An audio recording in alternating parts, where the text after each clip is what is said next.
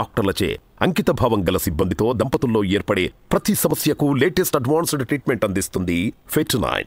Fertinine అంటే సంతానం, Fertinine అంటే సంతోషం.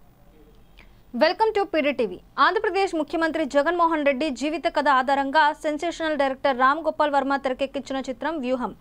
సీఎం జగన్ పాత్రలో రంగం ఫేమ్ అజ్మల్ కనిపించనున్నాడు. జగన్ సతీమణి వైఎస్ భారతి పాత్రలో మానస నటించింది.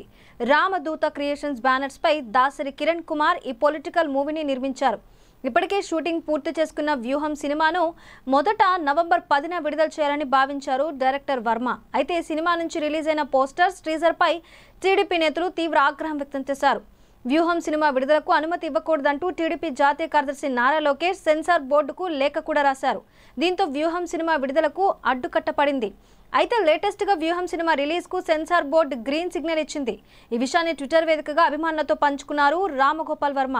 వ్యూహం సినిమాకు సెన్సార్ బోర్డు ఇచ్చిన సర్టిఫికేట్ చూపిస్తూ bad news for bad guys, December 29న వ్యూహం సినిమా థియేటర్లోకి వస్తోంది.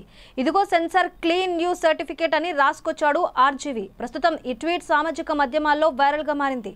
వర్మ అభిమానులు, సీఎం ఫ్యాన్స్, వైసీపీ నేతలు, కార్యకర్తలు తెగ ఖుషి అవుతున్నారు. కాగా సీఎం జగన్ జీవిత కథను మొత్తం 2 భాగాలుగా తెరకెక్కిస్తున్నారు రామగోపాల్ వర్మ. రెండో భాగం శబదమును జనవరి 25న విడుదల చేయనున్నట్లు ఇదివరకే ప్రకటించారాయన. వైఎస్ రాజశేఖర రెడ్డి మరణం తర్వాత జగన్ ఫ్యామిలీకి ఎదురైన గడ్డు పరిస్థితులు, ఓదార్పు యాత్ర, క్రిమినల్ కేసులు, జైలు జీవితం తదితర అంశాలను వర్మ తన వ్యూహం సినిమాలో చూపించనున్నట్లు తెలుస్తోంది. అలాగే తండ్రి మరణం తర్వాత తనకు ఎదురైన గడ్డు పరిస్థితులను సీఎం జగన్ అధిగమించిన తీరు, ముఖ్యమంత్రికి ఎదిగిన విధానాన్ని శబదం సినిమాలో వర్మ ఆవిష్కరించనున్నట్లు సమాచారం. వ్యూహం సినిమాపై టీడీపీ నేతలతో పాటు కాంగ్రెస్ నాయకులు కూడా తీవ్ర అభ్యంతరం వ్యక్తం చేశారు.